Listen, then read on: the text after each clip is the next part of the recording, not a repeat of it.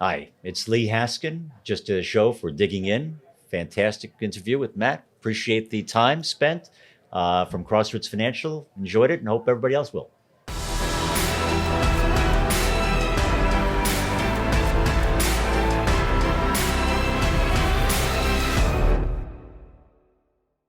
So welcome back, everybody. I am Matt Rosenthal, and this is Digging In. I have a very cool guest today. His name is Lee Haskin, and his story is going to be interesting, as always. But his space is really, really unique. And timing-wise, with what's happening in the world, it's just so timely. So pay close attention. He's an entrepreneur, started several businesses, currently has a really phenomenal business he'll talk about. He's a family man. He is a seasoned business leader. So we're going to hear some really cool stories when it comes to that. And I think it's safe to say that he's seen it all in finance. So welcome, Lee. Thanks for coming to the show. Thank you for having me. Wow, we had such a good conversation before we even started. We should have anything left hit to the talk cameras. about? No, we're done. All right, show's over. It was fun. So we know what you're doing now, but we're going to get to that towards the end of the show. Right? I want to hear about the story. I want to hear about the journey. I want to hear about your journey from New Jersey, the life you grew up in, and how that took you into the finance industry, right? And once we get past that, we're going to get into what's going on with war, with COVID, with inflation, and your perspective on everything that's happening there from your point of view in finance. Sound good? Sound good? All right. So tell me about your childhood. Well, I grew up in New Jersey. Okay. Basically started out on a farm, horses. Then we moved to Short Hills, New Jersey, where I spent junior high, well, not all of high school. Parents divorced, moved to Watchung, New Jersey for a It's a year. nice area. Then moved back, and since then my mother had moved to South Orange, so I went to Lilburn High School, Watchung Regional High School, and graduated at Columbia High School for the last year and a half. So I had a little diversified area in the Northeast. But those are all kind of rural areas. Yes. Well, yeah. You think of Jersey, you think of Newark, people that don't know Yeah. us from Jersey, they think of, Yeah. It's more like Sopranos, Yeah. suburban areas, Yeah. cobblestone streets, yeah, So- it's true. Wait, so you were on a farm as a child Yes. in Jersey? In New So Watchung. you were, okay. I guess there's still some farms out there. Yeah, they had 25 acres, had quarter horses. It was nice. No kidding. Cows, yeah. Wait, you didn't tell me this before the show. This was up until about 9, Okay. Then we So you moved. can ride a horse. Yeah, yeah. My father had a Arabian ranch in Durango for a while. No So kidding. we bred Okay. Arabians. Okay. So I've been at, horseman for a lot of years. Are you still involved in that? You still No. with the horses? No. No. At this point, the last time I was on a horse, we spent a month during the summer in Durango, Colorado, which we lived for 5 years. And while there, do some horseback riding, but no more on a regular basis. That's a lot of work. Do you remember? I mean, Oh. you were 9. Oh, But yeah. Do you remember? Yeah. It's a lot of work. I had I owned a horse through high school. It just wasn't living on the farm. Yeah. But no, great way to grow up. I didn't know anything about horses, and we moved to Florida about 3 years ago, and my younger daughter wanted to take lessons, which, excuse me, within 1 year turned into me buying a horse. Expensive. So we hobby. actually have a horse. Yeah. I had no idea. Like, I got some budget numbers from some people. Right. No. It's well worth it because the discipline she's learning and the taking care of another, of Oh, it's a fantastic. big animal that relies on you.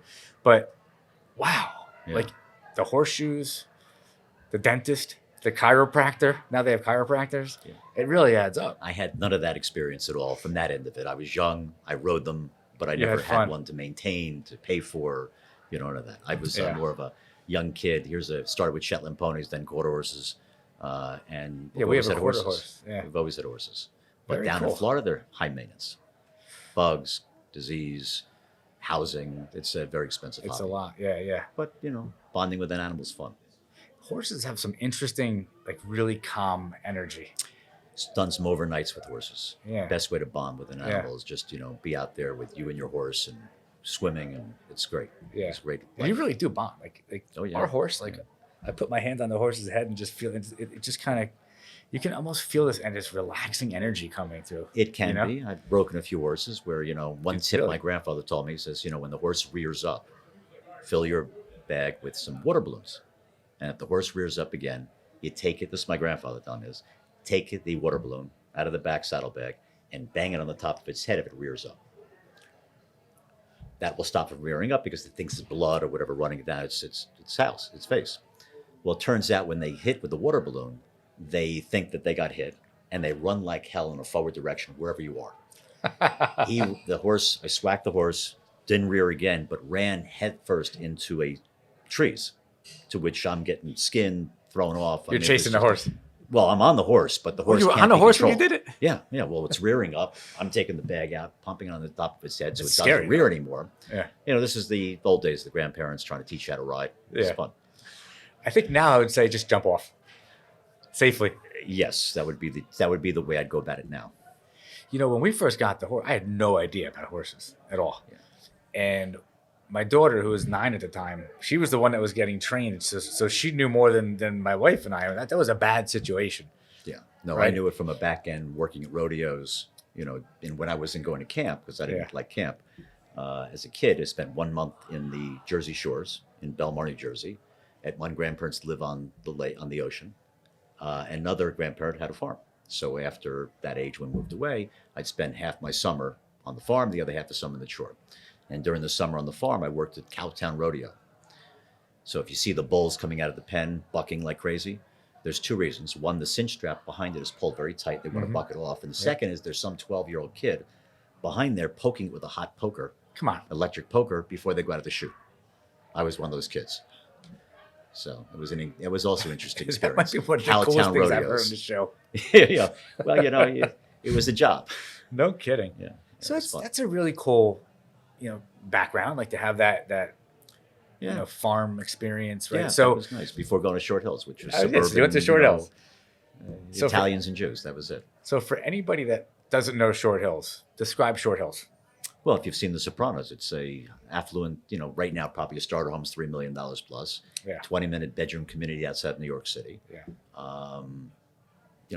Just a very, very suburban Italian. I mean, I would go say I kissed, such and such Wendy Bonanno, and they go, "That's Joey Bonanno's daughter. Don't come near her again. You're going to get killed." Yeah. Or my Yeah. brother would come back and say he was going to win the basketball game because Carmen Chickley's father told him who was going to win, and they always knew who was going to win. This is Short Hills. Exactly. That was growing up. Yeah. So this is pretty Jersey.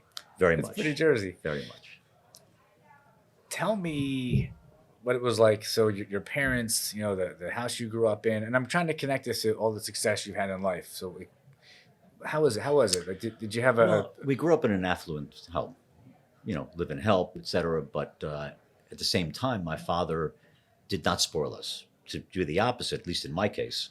I remember looking back and saying one time, I'm going, "Dad, how come I didn't go on team tours like my brothers and sister? How come I didn't go to camp beyond, 9, 8 years old?" And he goes, "Well, you didn't ask. And I've got 4 kids. They're very expensive. So if you didn't ask, I wasn't about to offer." And at that point, I realized it makes sense. It makes sense. So I spent my summers working for either grandparent. If I were on the farm, it wasn't just riding horses. I cleaned the stalls. I repaired the fences all around the acres that they had. If I was in Jersey, I worked at my grandparents' dress factory, sewing Interesting. buttons on dresses in the morning before I'd go surfing in the afternoon, in Belmar, Bradley Beach. So it was a different lifestyle. So I learned making money early was the only way to pay for things I wanted. So they were in the garment business? My grandparents on my mother's side, yeah, they made young land dresses, girls' dress, collection. They were contractors. You walk in, there's 100 sewing machines from table to table. Oh, no and- kidding. Yeah, and I worked there in the summers, pushing the fabric around, helping them cut fabric, press fabric. That was where I grew up. I grew up. If you didn't make it, you didn't do anything. So without working, I had no money for my bigger hobby, which was skiing back then, snow skiing. So I couldn't do any of that if I didn't have bucks to go skiing, buy my equipment. And your parents really didn't give you cash. I mean, you needed to work. Oh yeah, in junior high, I was wiping the tables off my hot plate because I didn't know that the kids got allowance. And This you're is in Short Hills. I Yeah, mean, I mean, yes, it was. so you were like the only kid not getting an allowance. Well, I would assume that I was the minority for sure. Yeah, for sure. So that taught you something valuable. I mean, if you Yes. wanted something, Yeah, it taught me that if I wanted something, the only way to get it was going to be working. There was no help start. It wasn't like here's a business, take over. I stepped in after college to the building business, but once again, it was a vacant piece of land. I've got a crew. If you want to bid the project out, I'll help you with the land acquisition, but you're building for somebody else custom on that property. So deal with the contractors, go get the nails, go up on the roof, nail off, whatever we did. But that was the lesson I learned back then, was there was no free lunch, there was no allowance to be spent. It was a truly, worked in the construction sites on weekends, stuffing insulation in crawl spaces, which was the crappiest job you could imagine. It is. Which my father would put me on at $2 an hour, which I think was below minimum wage back then. It was just the way it was raised. So this was summer times. It was after school. Yeah, yeah. Would he have given you, if you asked, would he have given you the cash you wanted? I don't know. I'm the oldest boy. The brothers younger than me did get, Oh, you're the first. So I'm the first boy. My sister, she could do no wrong. She'd break a hairbrush over my shoulder for doing something. I get blamed for breaking her hairbrush. That's the way it's supposed to be. Of course, the only girl. Right. But I grew up in a family where that was not, it wasn't offered, it wasn't suggested. Interesting. If I wanted something, go work for it. Just a different appeal. So that started when you were how old? I'm not counting the farm. As long as I could remember. I mean, I don't think there was ever a summer. Camp was probably the free lunch I got was 7 and 8 years old at camp, which I think I was a little too young to go, but they didn't want me in the house. In fact, I said to my father, I said, look, I don't want to go to camp. And they go, well, that's okay. You can't stay home. This is our time. So find a place to go. And that's where I spent half a summer with one grandparent, the other half with another grandparent. Did your mom work? Not early on, but eventually became an interior designer. Oh, interesting. She still is. 89 years old. Interesting. Lives in Manhattan. Has 4 current contracts working as an current interior designer. Yeah. Okay. So now I've got a good picture, right? So, and you know a lot, about a lot of different things because you had a diverse background. Yeah. I worked in everything. Every college, I women worked in a making boiler dresses? room selling oil and gas leases. Whoa, say that again? I said, but in college, to make money to pay, I got tuition paid for, which I think was part of the divorce agreement. But beyond that, any money I need to spend, $200 a month for my father was not going to make it. So I worked as a waiter in Coconut Grove, University of Miami. Did what I had to do. Boiler room, selling at oil and gas leases. I didn't even know what that was, but they read me a script and they said, go sell. So you were an entrepreneur from the very beginning. My first business at just not quite 13 years old was delivering bagels on Saturday and Sunday. In Short Hills. Right. The only problem with the flawed prison That is kind of funny. Oh, we made $500, my buddy and I, in the first weekend. Okay, cash back. This is going back. Wow. I'm 13 years old, 12 years old. The problem was that we didn't plan it well enough. So we went around on our bicycles, got all the orders for the Saturday and Sunday deliveries, hot and fresh to your doorstep. How could you beat that? Because everybody's going out to go pick up the stuff for the Sunday morning, Saturday morning bagels and Nova and appetizings. And I said, let's deliver it. We doubled price on the bagels. We almost doubled the price on the appetizing, the whitefish, etc. And nobody balked because it was being delivered to them.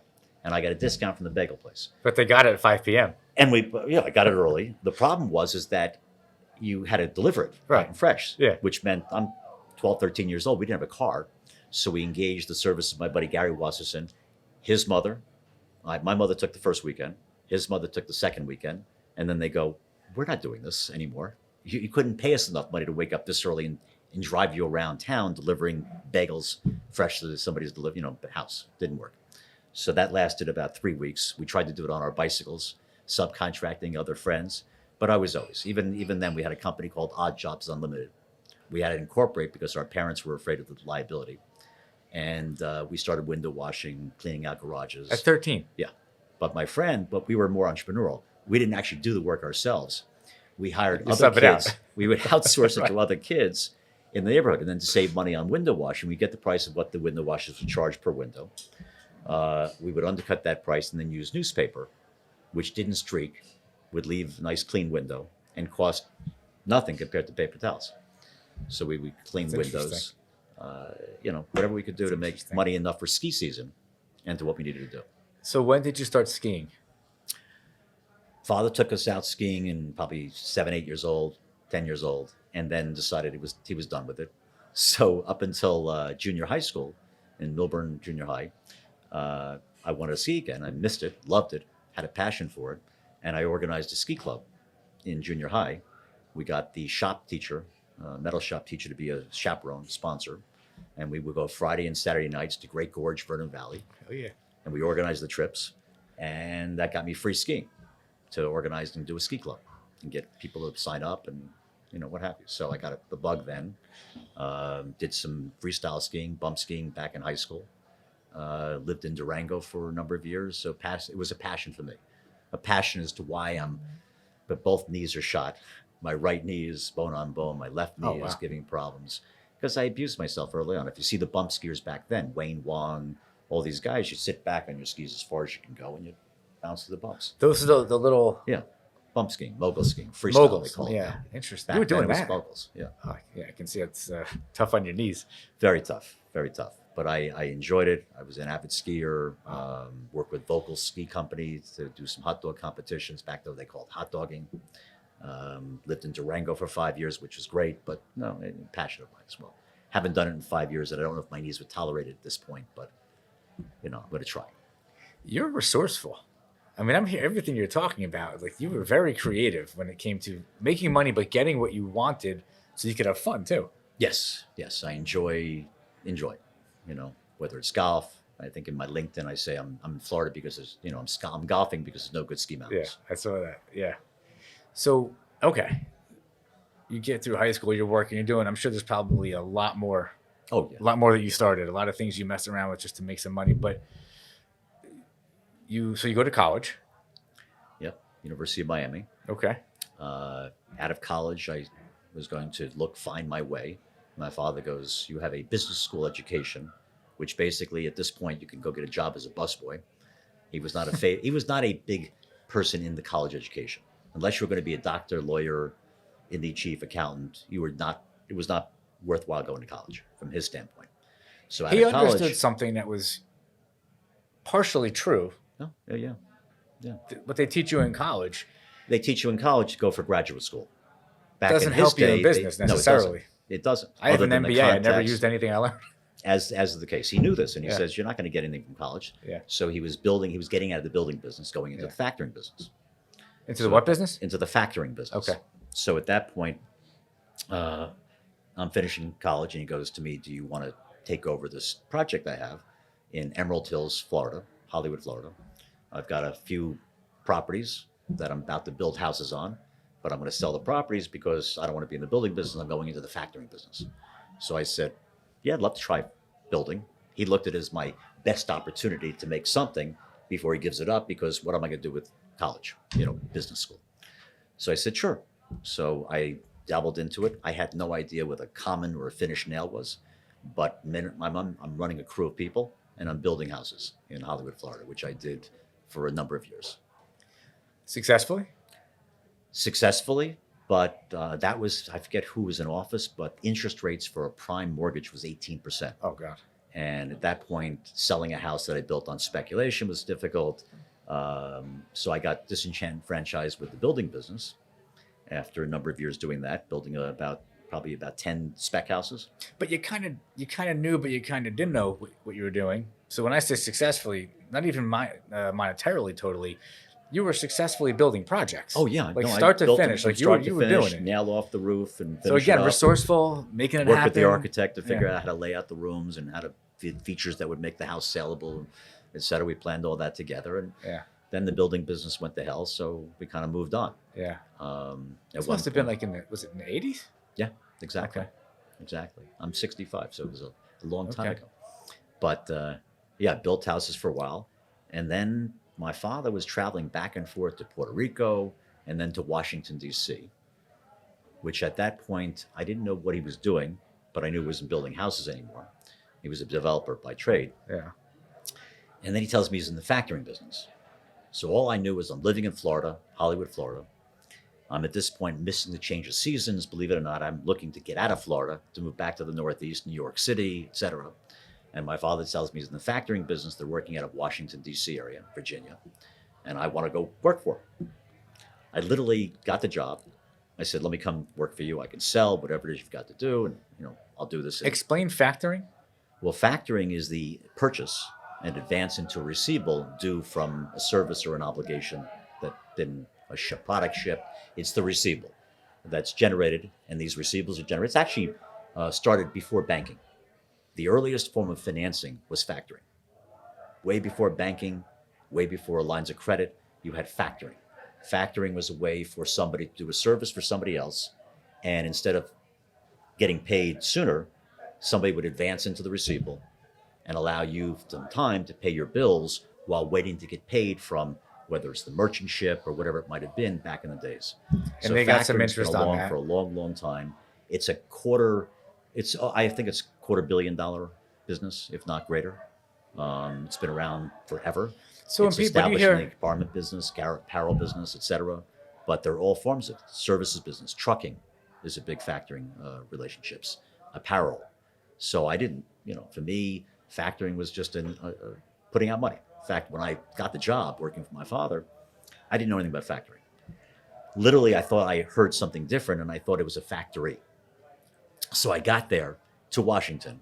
I'm moving down there. I'm starting in the factoring business. Yeah. I had no idea what factoring was. I thought it was a factory. I said, "Where's the factory? What are we making?" He goes, "We're not making anything. he's We're wearing work selling boots and a money. t-shirt. We're selling money." Okay. And I said, "Okay, well, what do you mean?" He explains it's an advance against a receivable, 80% against the face amount of the invoice. You lend that money to the people, to the borrower who runs the company, who's due the money. You notify the obligor, the person who owes the money to be paid, to pay you instead of them. You collect back your 80% that you made the advance on. You give the client the difference. You charge a fee. Back then, it might have been 2% per month on the outstanding payment of the invoice, but it was a way for somebody to get cash flow immediately off of the receivables. He threw me a phone book, told me what they did, and said, "Good luck." So I worked in a room with a phone book. This was way before the internet, before So you were dialing for computers. dollars. I'm dialing people who I knew by nature of their business would generate a receivable. And I'm just calling up people who generate receivables to see if they want to borrow money. And back then, it was an open business because the only people outside of the apparel industry that knew about it were staffing companies. And I'm calling up people who generated receivables in all kinds of services and all kinds of trades to see if they wanted to advance against the receivables. At one point, they didn't know whether you're mafia, because you're lending money above prime rates at banks. You're doing something that's very easy to get into. Well, you're from Short Hills. It could have been the trader. Well, That was a long time gone. But yeah, it was an overall prospecting. no offense to Short Hills. Please, I've got my first We client. love the Livingston Mall. No, Short Hills Mall, I mean. Short. It's back when I was there was a strip center. Yeah. But I got into it basically not knowing what I was doing, but I doubled their business 2 years in a row, working for my Wait, father's hang on, hold company. on. So you're out of school. You Out of did a couple college, years with the building construction. business for about 4 years.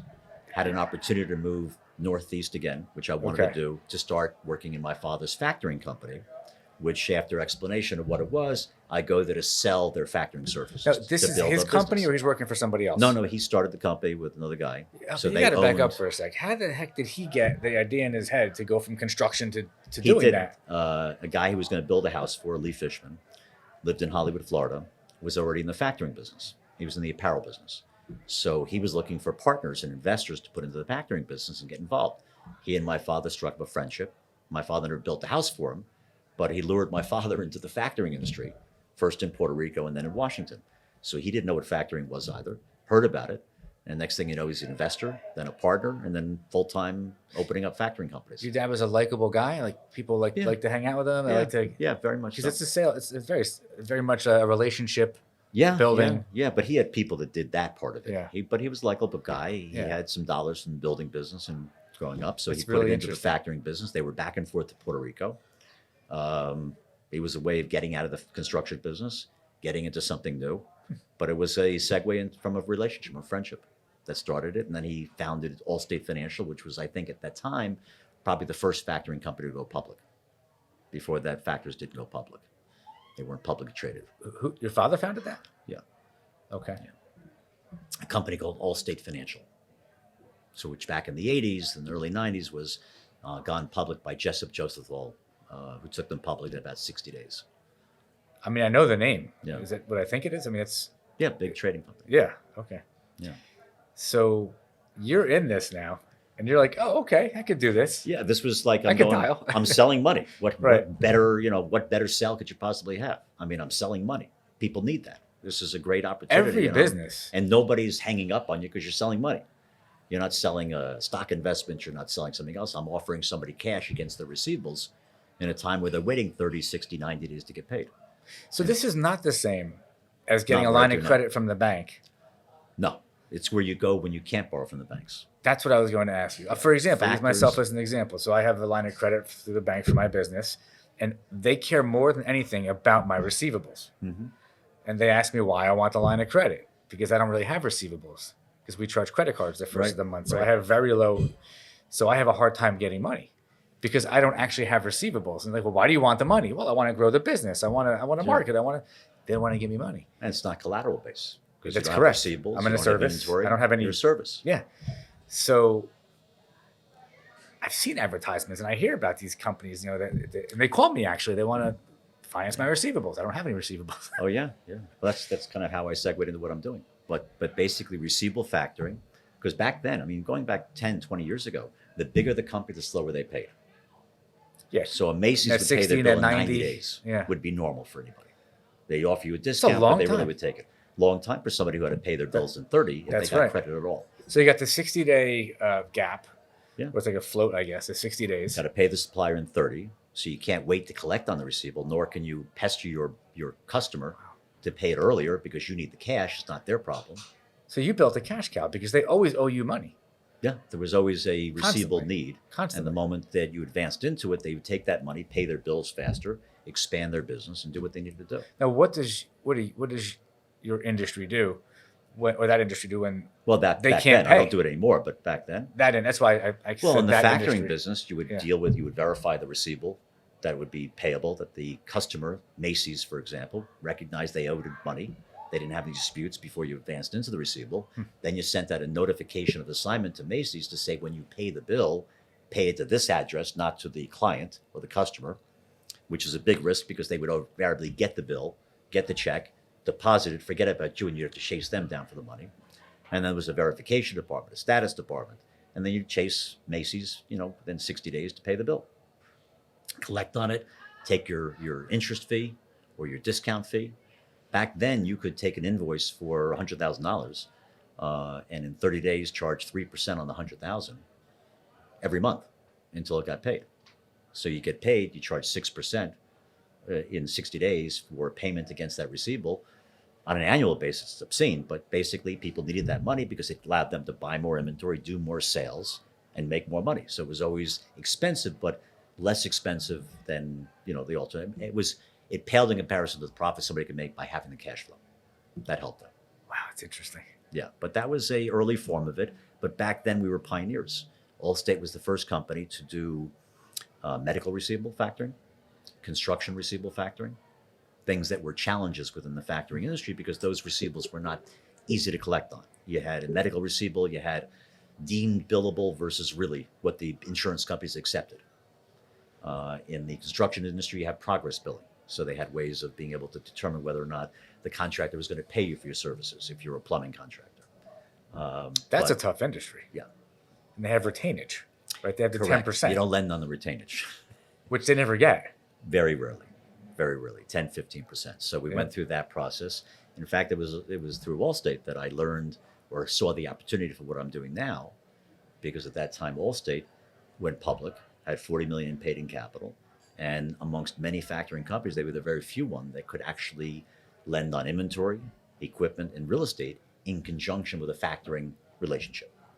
So competition was pricing the deals. Back then, it sounds crazy, but 2%, 3% per month was the standard. All of a sudden, asset-based lenders started charging in the teens for a factoring relationship per annum, which was not the norm because Wow. you did a lot of work to verify status calls, collections, and it was risky because your customer, your person you're lending to, couldn't pay you back. They didn't have the means to pay you back. You're relying upon the receivable collection. So back then, rather than competing on rate, what Allstate did was give them more availability against the inventory and against equipment and other assets in addition to factoring. And no other factor could do that because they didn't have 40 million in paid in capital. They were borrowing on lines of credit, which they relent back at. So big turn. It's actually kind of simple, but it sounds really complex. The truth of the matter is that I'm not a very complicated thinker. I think simple. In fact, what's guided me through my career is the KISS method. Keep it simple, stupid. Keep it simple, And stupid. very often, if somebody's explaining something I don't get, Yeah. I don't assume it's me. I assume that they're explaining it more difficultly than it should be. Right. Because if you break it down, Could you dumb it down a little bit, please? that's what I said. You know what? Let's go through the basics here Right. because it's not that complicated. I'm Right. sure. What I Right. do is not easy. Is not complicated. What factoring is just you generate. I sell this table, something such owes me money for it. I'm going to wait 60 days because they're good credit, but I need the money today because I got to pay the supplier because I want more tables to sell to somebody else. That's the nature of the business. So that segues into a few more steps for you. Many more steps. Yes, many more steps. Take me on the journey. Well, stopped the construction business. Yep. Went from there to live in Washington, D.C. Okay. Unfortunately, or fortunately, I've looked at it. Not all working for family offices or family businesses is the same success leader that you would think. In my family business, I said to my father, after doubling their sales 2 years in a row, went from $4 million a month, $8 million to $16 million a month in revenue. And I said to my father, I said, I'm 20-something years old. I'm getting paid, I think, $30-some odd thousand a year. And I'm saying to my father, I'm doing all this great stuff. Is there any chance I can make some sort of commission that would you make you guys money, but also give me a benefit or upside in what I'm building? Because I'm building a broker network, whatever. And I remember he and his partner looked at me and said, you're like 24 years old. If you keep doing what you're doing in building this portfolio, you'll be making $100,000 a year.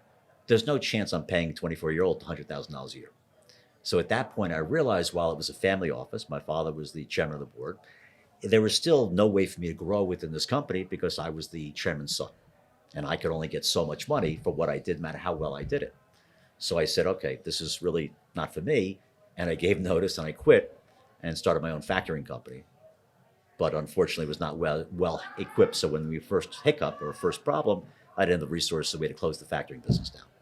But did you go back to work for your father? No. That was over. Right. That was at that point I realized, Right. It's not going to help me. In fact, it was like in high school, in junior high school. If you wanted, go do it yourself, but not under my watch. Right, if you're going to work for me, you're going to work longer hours than anybody else. I would literally open the office, close it at night, and get paid pretty much less than anybody else.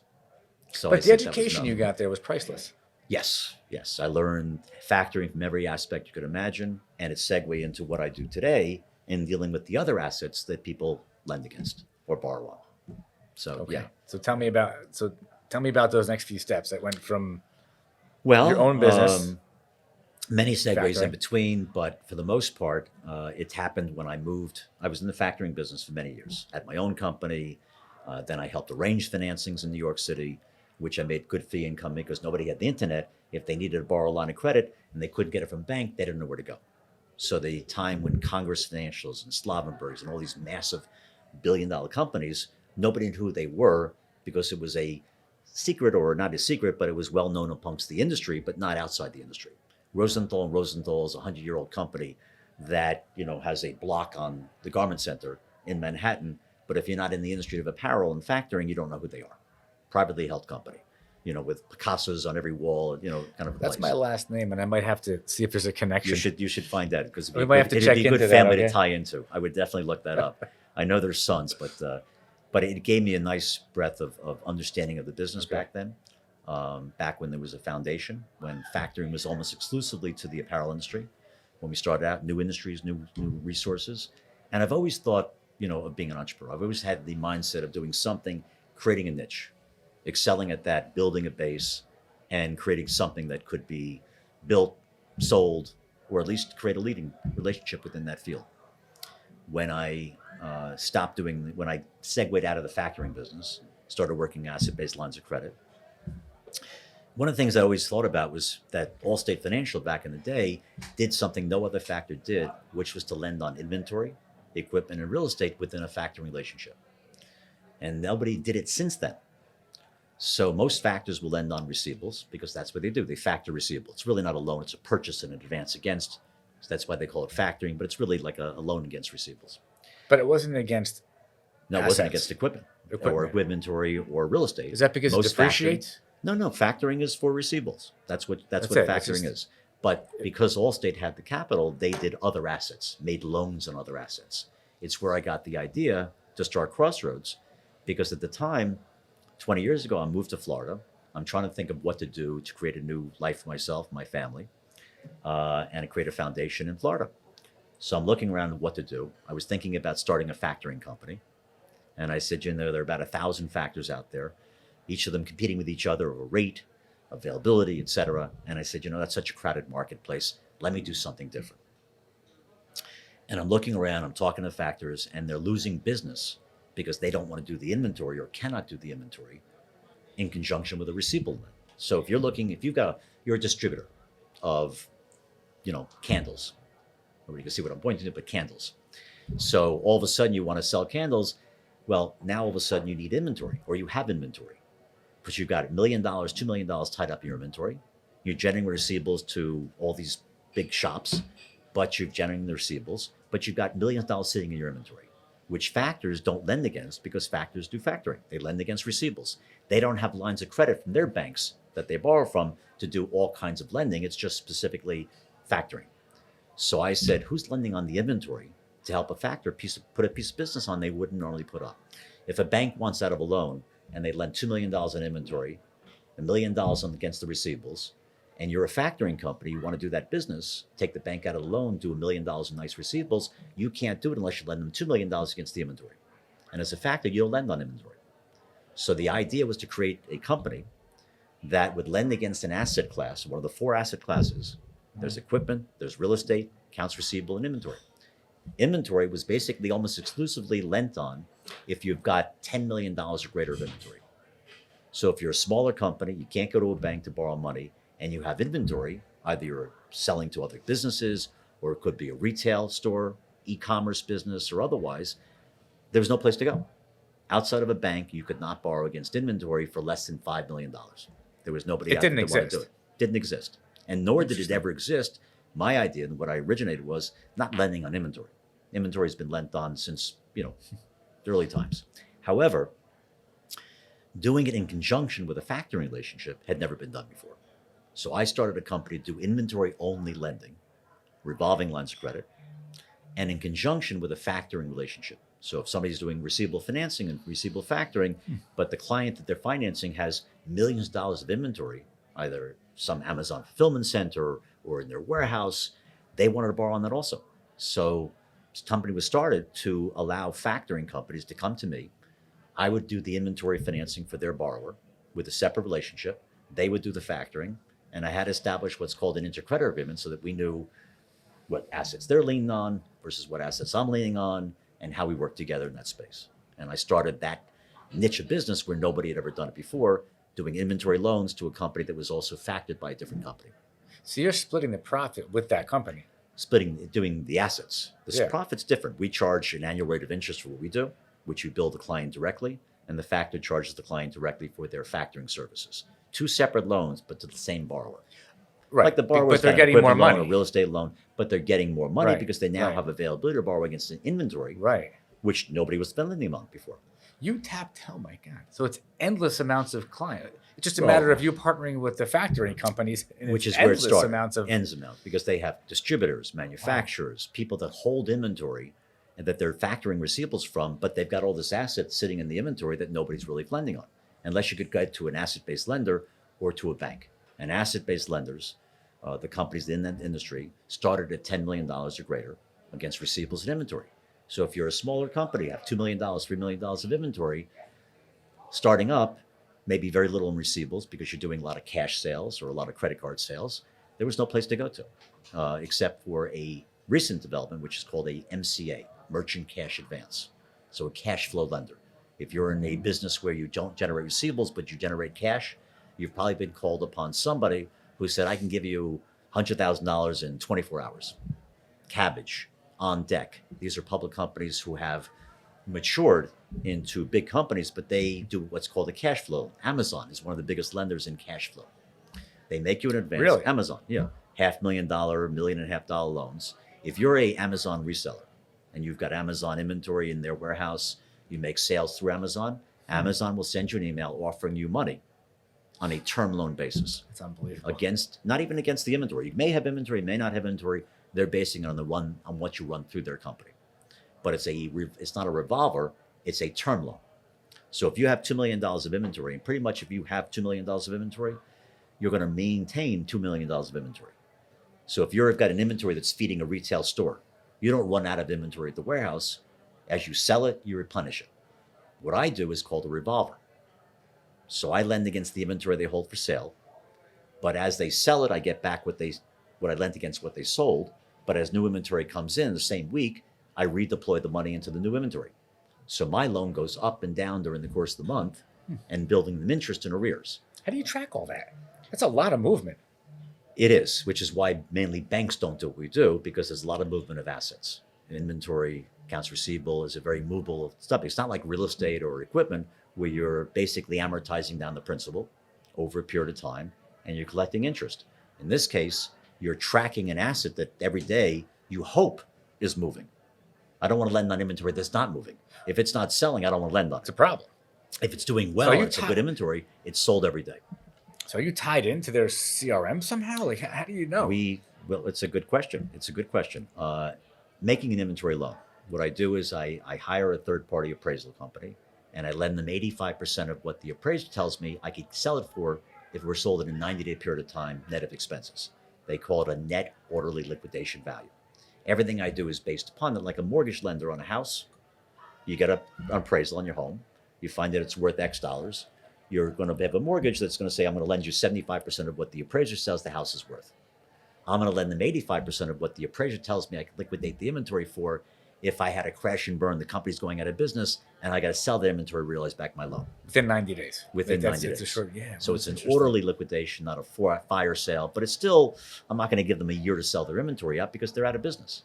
And that's your biggest risk? It's part of the risk. Another risk would be opening up the warehouse and finding no inventory there because they sold it at the back door for cash. Well, So when we make a loan against inventory, there are two essentials. I want to make a good loan against inventory that's selling, not that's old. So one of the things we do is we have somebody go over and check the inventory. They count it, and they literally take out a white glove and check to make sure there's not dust on it. Because if it's dust on it, Really? it hasn't sold. You've got to. but you're looking for the turnover. I'm making sure that the inventory that they hold for sale is selling. Right. So between an appraiser and an auditor and a collateral examiner to go with a dust to see if there's any dust on it, we go and check the inventory. So you make have sure to it's do a selling. deal at a certain size to make this worth your while too. Which is, yes, There's a lot our of minimum size overhead loan here. is usually $1 million.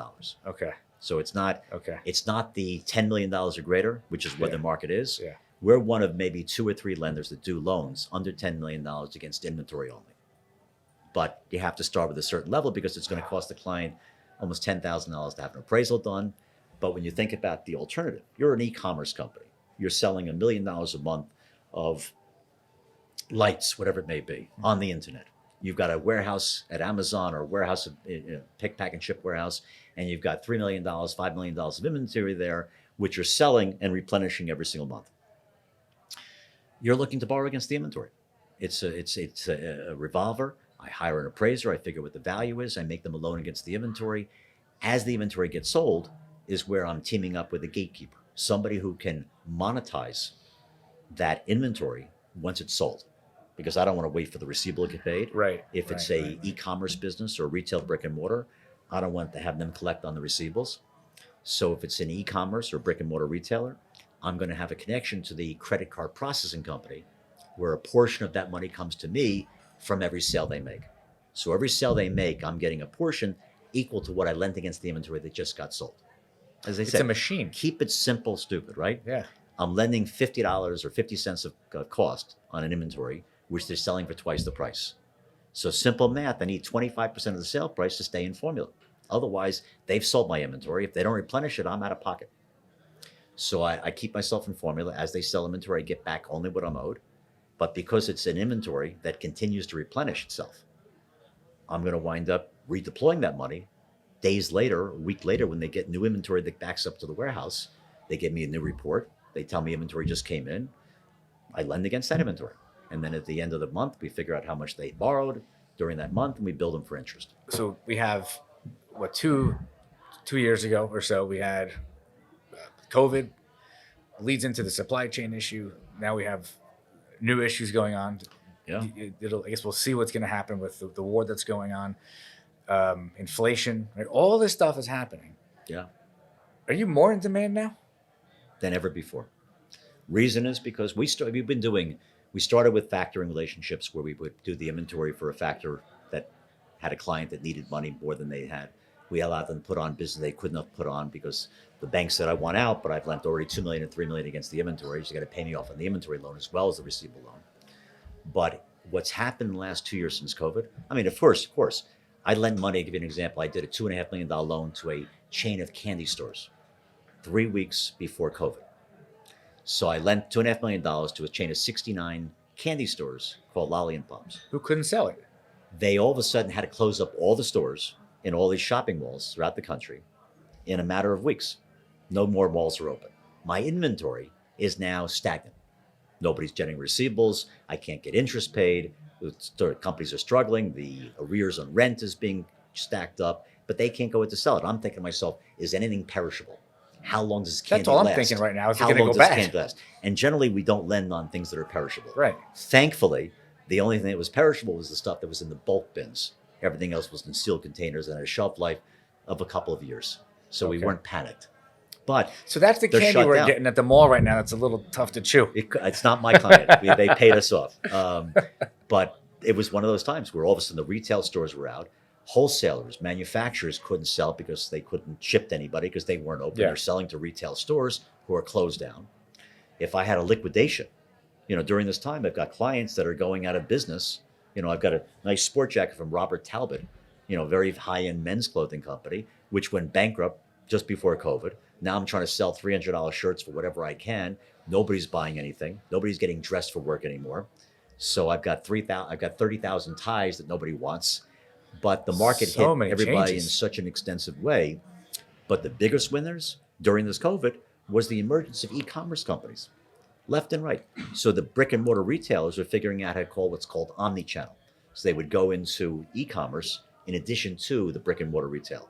If you're a manufacturer distributor, you would figure out a way to put yourself online so you could start selling online. But Right. you had to figure out different ways. The Lolly and Pops, which had a tremendous format into retail stores, basically figured out how to do an e-commerce business. And they excelled at The that. candy store, Candy store. We had other candy companies. which is even better, actually. Much better. And they segued into that. So when the retail came back, they already had a strong foothold into e-commerce as well. So they prospered. We had a lot of companies No that, more those kiosks. well, they're still there. They're still in the shopping malls. Yeah. Lolly and Pops, big Okay. stores. Okay. But the e-commerce business has taken off.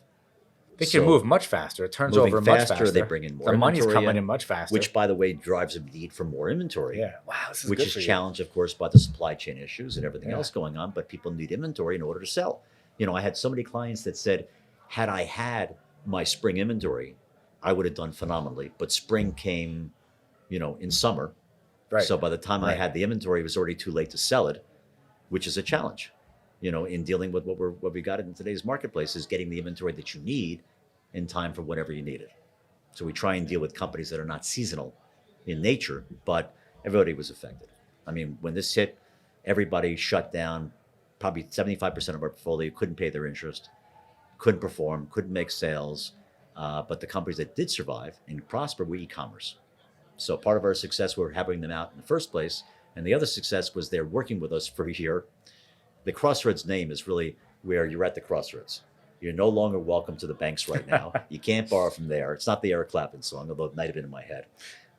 It was really the fact that these clients, almost 99% of them, are a bank takeout, a workout from a bank. They can't quite qualify again. The banks asked them to leave. They can't get to the asset-based lender. The equity group that's been financing them doesn't want to leverage the inventory as well. And they have opportunities. They all sell their inventory well. So we came in a very opportunistic time. The biggest problem we have is getting the word out. If you look up inventory financing or factoring, what you'll find is 2 pages of cash flow lenders who are needed in the marketplace, but are predatory lenders who charge 60+% per annum, have a typical 20% default rate, but lend based on cash flow. So if you deposit $100,000 in your bank account every month, your business could be losing $100,000 a month in profit, but you're a viable candidate for a cash flow loan. But every day thereafter, they'll take from principal until the loan's fully paid. Right. Ours is a revolver. Are you borrowing in Yes. order to? Yes. So there's another. As the a- timing is very important. And by the way, and relevant because we just got new lines of credit for $100 million. So we basically take and borrow money. We pledge the same assets. We lend against inventory. We pledge that inventory that we have as collateral to our lenders who lend us money. So it's like anything. I'm selling money in theory. I'm not buying furniture at one price and selling it for a higher price. I'm buying money at one level and making a spread between what I borrow at and what I lend at. That is the business. And that hopefully supports the back office of portfolio managers and underwriting people and credit people. They have to do the back office. As you said earlier, it's a lot of work. A bank doesn't have the back office to support that kind of establishment. If they did, they'd probably charge a lot more than what they charge. Sure. But it's not that kind of a business. So it's truly, it's not something right now we're thinking about offering our services, back office services, to banks and other lenders who want to lend on inventory, have the means to do so, but don't have the back office know-how in order to appraise it, analyze it, and monitor it, which is in and of itself, something we've established over the years. When we first got in the lending business, I had a maraschino cherry processing company in Traverse City, Michigan, which you've never been there before. Gorgeous little town. Traverse City is the cherry capital of the world. More cherries are produced in Traverse City, Michigan than anywhere else in the country. Anyway, we had a processor that was a dishonest person. And these cherry pits, these large brine pits, weren't filled with all the cherries he represented they were filled with. He would move the cherries from one pit to the other and fool the auditors and the appraisers that would go there and visit the place. So it drove me to create a whole new industry, which is collateral management, where I would go in and hired a guy to start a company to basically go in and inspect the inventory, count the inventory before I make the loan. And then instead of doing an audit of the books and records, I would send that guy back every quarter to count the inventory again. When I approached it, I don't have from banking background. So I did everything that made common sense. I would tell you that's my skill is understanding the common sense. As my grandfather say, the seckle. You've heard that expression? It's a dying language, Yiddish. But anyway, yes. I would be the common sense to say, this doesn't make any sense. And it made sense to do the following things. And I established it not based upon what other people did. I do what other people never did. So nobody ever counted inventory. Nobody did away with an audit that did a random sampling. Instead, they'd send somebody over just to count the inventory. Or affidavits from people in the warehouse that tell me that the inventory is still there. I mentioned earlier to your producer that one of my first loans was to a company called Celsius. They're an energy drink. They've got $1 billion+ market cap on the public company. When they first needed financing against the inventory, they were starting to sell Celsius in a glass bottle, which I thought was kind of crazy to take to a gym, a glass bottle. But it was just getting off. They were a public company back then. We made all kinds of accommodations. And then they raised more money in the public and then paid us off. Now I find out that they're a $1 billion public company. They're supplied at Costco and every major stadium. Yeah. There's Celsius being sold there. It's taking off because it's a healthier. So you funded that in the beginning? I was the initial funder of their inventory. Had I known where they'd be, I probably would have said, you know what? For that next accommodation, I'd like some stock. Right. Right. For the future. I'll take 10%. Anything would have been, a couple of shares would have been something to hold in the bank at this point. So the theme keeps coming up, really. You're right. It is keeping it simple, but you're very creative. It comes out of keeping it simple. If you break things down on a simple basis, it's not that complicated. But it's the same thing you were telling me about the bagels. I mean, you're doing the same thing. Yes, you really are. Instead of the bagels, it's inventory lending, and it's definitely the same kind of concept. Is you're giving somebody what they need, and truly, while we do make a good living at it, we create a nice industry, and we're growing like crazy. At the end of the day, we are definitely doing something for the marketplace that is much needed.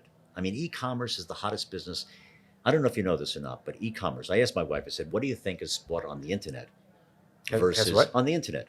What do people buy? What is bought on the internet? As an overall, how much business do you think people do on the internet versus walking into a retail store? What do you think the shopping patterns were? If there's $1 trillion spent per year in the consumer purchasing experience, what do you think percentage-wise is done online versus 70%? Online? Yeah. Up until 2 years ago, it was roughly 10%. Come on. Yeah. 10% of the shopping experience was ordering something online. 90% was walking into a store, trying it on, feeling it, touching it, and buying it. Up until COVID. Up until COVID. Now, after COVID, the biggest success in all businesses was e-commerce, which went from probably 10, 12% to almost 20%. So now 15% or better is done on e-commerce. Before COVID, it was a very small percentage. Everybody I know, nobody goes to the store. Yeah. I don't believe it. Yeah.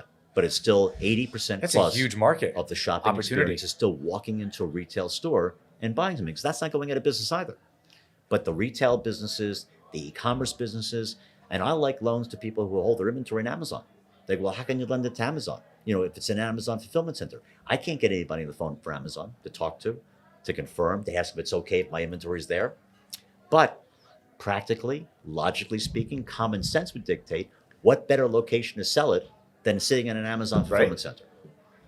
It makes sense. I know nothing about your business, but that makes common sense. Well, that's the logic behind what I do. Makes sense. Where are things going? So now we've got this really. You've seen. I made a note a little while ago. You've seen several real estate market fluctuations in your lifetime, and from the perspective that you've seen it from, especially in the past 20, 30 years, where is it going now? Not the real estate market. Where is your business going now? Where's lending going now? Well, it's going to eventually get to what you thought it was, where 50% or greater is shopped online. The experience is going to be different. There's going to be smaller venues. You're going to walk into a retail store. There's going to be 1,000 square feet, and you're going to go to a station. You're going to have one of each things, you know, in different sizes. You can try it on because you still want to touch it. But at the same time, it's not going to be the experience it was before. The Macy's, the Bloomingdale's, the big box stores are going to go away. They're going to become with smaller pieces. They're going to wind up store in stores. So what's a big fashion right now is to do a store in store. So if you're a sunglass distributor, you're going to have a small section of Bloomingdale's where you're going to have your sunglass store. Wow, it's funny. And that's what's developing into the marketplace. I went to the mall the other day in Boca Town Center, and I was trying to get my steps in. So I was walking through all the stores, and I walked into, I think it was either Saks or Neiman Marcus, I don't know. But as soon as I walked in, all I saw were other brands. Yeah. Like, brands, but they were like cutouts in the, like, you could go in here, go in there, go in there. All different brands. Yeah. It's like there were little stores in the stores. It's starting to become that. I never noticed it before. And the retail is not going to go away. As people will say, in the shopping experience, people still want to touch something. They want to try it on. And if you order online, you've been to the experience, it's not my size, I got to send it back. And one thing I'll know from e-commerce, and I'm not going to buy anything big. I bought a dining room table. It didn't fit. Ship it back. Fine. You can't ship it back. Yeah. Because it's too expensive. So you wind up giving it away. You know, that was the fallacy. But for the most part, it's going to continue to develop. Brick and mortar will continue, but at a smaller platform. E-commerce will grow in leaps and bounds year after year after year. The methodology of payment, by the way, the factoring industry as a whole is also changing, because now you've got factors they call reverse factoring. So they'll be working for Macy's. They'll get a discount from Macy's, and they'll offer, for a smaller discount, a fast pay to the person waiting for Macy's to pay their bill. So now some company is going to call you up if you're owed money by Macy's and ask you if you want the money sooner. So all of a sudden, where a factor used to factor the receivables due from somebody from Macy's, now all of a sudden Macy's has somebody that's calling up their customers, offering them a faster payment for a small discount, sometimes less than what the factor's charging. So the evolution of what's happening in the marketplace is becoming more internet-based. I mean, when I started the industry, there was no internet. I got a phone book. That's how I'm dialing into mine. And now I'm trying to figure out how to reach the market, to let people know that somebody like we exist, and that the alternatives are not giving up equity on your business because you need money against your inventory. It's not borrowing from a cash flow lender for a high interest rate. There are other forms of outs there and financing that can be obtained. Just like factoring, you know, back in the 80s, when nobody knew what it was, thought it was some way for a mafia to put out money. It was needed then, and now inventory lending is the new hot ticket. And the fact that I'm one of two people, and I started this company 17 years ago, when nobody else was doing this, created an industry for myself. Now there's one competitor doing it, who basically was an ex-employee of mine and a lender of mine that got into it. But the market is vast. The market is so vast. Yeah. There's only two of you. Two of us. I think there's one other company in California that does more inventory than factoring, but is still a multi-asset lender. And there are a lot of people lend on inventory, but remember, bigger inventory loans. Is that attributed to the fact that it's so complicated? Back office intensive. You need that overhead. Yeah. If you want to analyze it the right way and you fear what could happen, you're going to look and say, well, how do I protect myself? You're going to say, forget it. You can't. And my first reaction was like retail. I get one of my investors into a retail deal. The first retail we did, old school thought process as well. if they go out of business, you're going to have no inventory because they're going to sell it for cash. I said, I appreciate that, but that's old school thinking. If you're walking into a store closing business, they're going out of business. Do you walk in with a pocket full of cash? No, you don't. You give them a credit card. Right. It's not the way it works now. Right. So that everything's gonna be sold even on a closeout through credit cards. Right. And you have to be careful what you lend on. So if you're looking at a closeout store and you go in that very end and half the stuff is half hanging on the hanger and it's on the floor, we never lent on inventory because if I did a good appraisal, I would have determined that that inventory was slow moving. So I don't lend the same amount on extra larges as I do on small, medium, large. I don't lend on pink as much as I do, red, blue, and white. It's a lot of data. You have to, but you have to analyze that. And you have to hire a good appraisal company that could tell you what I'm going to get for that inventory if I had to sell it. This is why nobody can do what you're doing. It's certainly why there's a limited field. It's far more complicated than confirming a receivable due from Macy's that they're going to pay it and that they recognize the obligation is due. In inventory, you have to check what's selling and what's not selling. If I went into a banker, asked me to take him out of $1 million loan, $2 million of inventory, says, could do me a favor, they broke some covenants, we want to get out of the loan. Could you give a call to the client and see if you could take him out? It's only $1 million loan against $2 million of inventory. I call the borrower, I notice on the balance sheet that the $2 million of inventory is constant every single month in the balance sheet. And I go, how do you have the exact same number of inventory every month? He goes, well, that $2 million of inventory I haven't sold in years.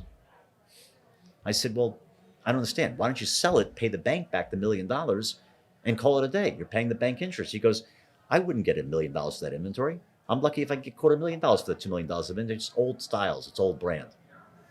So I had to call the bank up. I said, this inventory that you're sitting as a collateral piece is old, stale inventory that nobody's selling. They couldn't even sell it for $250,000. So the balance sheet's wrong. No, the bank, they have a balance sheet with $2 million. It costed inventory. But a banker looks at that inventory differently than I would. I look at the inventory and go, if I can't get $1 million for it now, what I would lend anything on? A banker has a balance sheet that shows $2 million of inventory. If you're not checking the detail, if you don't know how long it's been, when the next sale was, because they were doing sales, it just wasn't from that inventory. They were bringing fresh inventory. So they were doing FIFO. In a fast way. It wouldn't even land in the warehouse. It would be sold. So I called the banker up, said, listen, I'm sorry, this inventory you've got a loan on is all old, stale inventory. Yeah. And they said, yeah, I was afraid of that. Thank you anyway. Wow. That's the difference between me and a bank. I want to make loans on inventory that I know, and I expect the worst case scenario every day. Everything I do is based upon the foundation that tomorrow is going to be terrible. So if they tell me, don't worry, but you don't have to take from that sale, you'll take from next sale because I'm replenishing the inventory. I'm going to assume nobody's replenishing the inventory. Even though they all do, I want to make the assumption that when they sell this inventory, this glass, it's the last glass they have. So I want to make sure to get my money back that I lent against that glass when they sell it. This is fascinating that you created this business for yourself. And every industry imaginable, from sex toys to, right now, I've got in due diligence, a plant store, a nursery that grows plants for Home Depot. I've got a yoga outfitter who's in a Maquiladora distribution company in Mexico, U.S. company, but doing it in Mexico because you don't have to pay the tariffs from China. I've got in due diligence a granite marble company. I've got another company that makes decorative tiles. So everywhere across the board, from apparel to product. The only thing I don't lend on is services because you can't make that a tangible product.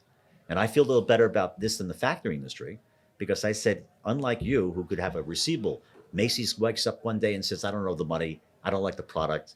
I don't like you. I don't want to pay the bill. I've at least got inventory in a warehouse that I'm going to sell and liquidate because it's tangible. So my biggest fear is one, that I wake up, I go to the warehouse to liquidate my inventory, there's nothing there. It's gone. So I'm trying to actually set up cameras in the warehouse so I can see that it's there every day. The other is that they throw me the keys and say good luck because I'm always better off if the client helps me sell off their inventory. That's the fear. That's a lot to carry. Well, that's my fear. It's not somebody else stealing. It's my client, my borrower, needing the money, or just being pilfered by employees. So it's always a fear. Do you have? So what's the succession plan? You're a young guy, but what? Thank you. This seems like a business that could really do well for a long time. Oh yeah. When we're growing it, and I will tell you, I'm probably 3-4 years, into before I'm looking for an exit. But right now, there are a lot of companies that would love to have the foundation of what we built. the platform, the infrastructure, the checks and The balances that we processes, the developed. workflows, the Yeah, all the things that we relationships. started. I mean, we created a borrowing base, a form that people sign every week to tell us how much inventory came in, what went out, what remains, broken down by categories, which nobody else did. We're creating a software that we've baked for ourselves because it's too hard to modify somebody else's Yeah. software to make it for Yeah. ourselves. Yeah. From IT, you know this. I So understand. I'm developing our own software, Yeah. which will make a valuable business. So Yeah. at some point in time, as I promised my wife, I'm going to sell the company to probably an asset-based lender who wants Right. to begin the business but doesn't want to start from scratch. So to start from a couple $100 million portfolio of loans with a platform and infrastructure that already tells people how to do things. And then you're going to move back to Manhattan. Well, my first idea is to buy an apartment for my wife to move back there first. Oh, that was right. That's Because just I for enjoy her. my weekend golfing, but I'll spend time. After 34 years, she's happy with the idea. I'm going to wind it down, but I have a habit of writing notes while people are talking, and as I expected, there's some common threads that you said that I hear from everybody that I talk to who's built something. In your case, you built something from nothing. You had a really interesting path like along the way, because you didn't have the typical really rough beginning. You had a kind of fun childhood, but one of the commonalities is the work ethic. So even though you had means in your family, you had this sort of old school like upbringing where like it was like, no, we're not going to hand you anything. Yeah. And the work ethic was just the way that it was. And then you became creative and innovative as a byproduct of that. Always wanted to innovate. Yeah. And whatever I did, I didn't want to work for somebody else. My grandfather instilled that early on. Don't work for somebody else. Don't, create something for yourself. Right. Monetize it, sell it. He created an oil and gas business, fuel oil, from a pharmacy. He was a pharmacist in Newark, New Jersey. Got calls to broker coal, then fuel oil when it was first starting out as a broker. They would call your pharmacy for anything. So as a pharmacist, he would arrange fuel oil distributions, and he started Haskin Fuel Oil in Newark, New Jersey, back in the 60s. Stopped when the riots hit back in the 60s. Unbelievable. But that was where my education, Such an entrepreneurial, like the exposure you had, like you didn't see anything other than being an entrepreneur. I think back on it. There many a time where I thought to myself, if I had just gotten a job working for somebody else, built a retirement plan, 401k. I've heard about people contributing to that stuff. And I think to myself, wouldn't life have been better if I'd done that? But I know I never would have worked. I don't think because you did your own thing. Like you can't be Always had caged to be. in and being told you can do this. And you even can't do now, that. even now at 65, I have guilt if I'm not in the office before Yeah. anybody gets in. Yeah. If it's a Friday afternoon and everybody's still there, I need to stay there. First one This in, whole last one remote- out. It's just it's the way I do. I just can't do it without. Innovation, creativity, resourcefulness, and being an entrepreneur. Anybody that watches this, whether it's this week or 5 years from now, this is why we do this. I'm actually motivated and inspired by listening to you tell these stories. Because it's just like, no matter what, there's always more potential. There's always something that you didn't maybe see here, but if you looked, you could see it over there. There's just always a way. I found an untapped marketplace that you Yeah. think to yourself, how is nobody with all e-commerce, and you thought it was 70% of the shopping experience, how I'm would all shocked. these I'm e-commerce Googling that after we're businesses- done recording this. But how? I can't But believe you it. think about it and you say, how could I be one of the only lenders in this marketplace doing inventory revolving lines of credit when somebody has inventory? Amazon, they're building million square foot warehouses with nothing but somebody else's inventory filling the coffers from wall to wall. This is somebody else's inventory that they need to lend on or they need to borrow against because that helps them buy more inventories, is that make more brilliant? sales. And right now, more Nobody than knows ever that's going before, on. no, and Nobody. now and more That's than ever news. before, with supply chain challenges, tariffs, inflation, everything going on, you need to get ahead of your inventory needs. If you want to make sure you're good for winter season, you're almost preparing as who's going to develop it, who's going to ship it, and how fast to get it here and where to store it when it gets here. So pick, pack, and ship warehouses are springing up everywhere. Duplicators, innovators, watching Amazon, what they did, and saying, why is it only Amazon's territory? Let me do the same. At least let me start from the warehouse facility, where I can at least pick it, pack it, and ship it for somebody else and store their inventory. Now I'm trying to say to them, listen, That's amazing. I'll white label, I'll make available to you an inventory loan out of your warehouse. Don't just sell the space, offer them a loan against it. I'll white label it for you. So we're trying to create new innovations, but in a marketplace that's vast, endless. terms of endless. opportunity. It's And endless. there's still plenty of opportunities out there in the Endless. marketplace. That's a good place to end. That's a great place to end. Wow. You're an engaging conversation. Well, thank you. I want to end it by talking about why we did the show, right? So we did the show to inspire, motivate people. And I think that anybody that watches this, they're going to be inspired and motivated. If nothing else, like I said before, to realize that if you just stop and think about what you're good at or what you're passionate about or, whatever gets you going, focus on it. Yes. Like focus on it and like just go If all you- in. Just if you go all believe in. in it and Believe you in work yourself. hard at it, it's good luck is the outcome of a lot of hard work. 100%. You work hard, luck will maybe sometime come to you. And 100%. that was the motivation. Create something that people wanted and figure out how to make it happen. Listen, I want to thank you. I want to thank you for coming out today, This for was fun. talking with me for an hour or It so, was a pleasure. for telling your story, going so far back. I got a lot more than that, but that was a good starting point. And tell me, look into that camera and tell us where we can find you. Anybody that's interested in your services. Sure. Thank you for having me. My name's Lee Haskin. The company that I created is called Crossroads Financial. We are based in Boca Raton, but we do business in Canada as well as coast to coast. We're based in Boca Raton. If you want to reach me, phone number direct at the office is 561-997-8626. And thank you for having me and thank you for the time. Awesome. And as always, work hard, stay humble, hustle, and reach your potential. Thank you so much for joining.